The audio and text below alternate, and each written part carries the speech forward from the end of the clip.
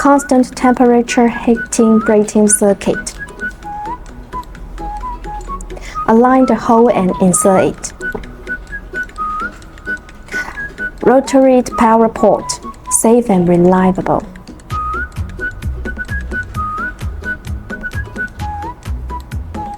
One end is connected to the ventilation mask interface. The other end is connected to the respirator interface. Turn on the switch. Do not apply heat to any part of the breathing line.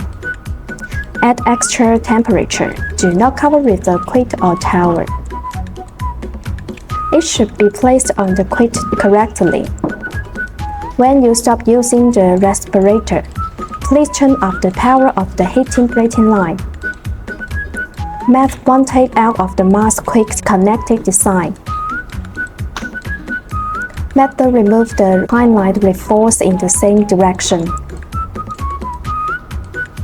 Please note that when removing the heated breathing line, do not pull out of the tube body. In combined line joint, press the anti-skid tightener with your thumb and index finger and pull it out.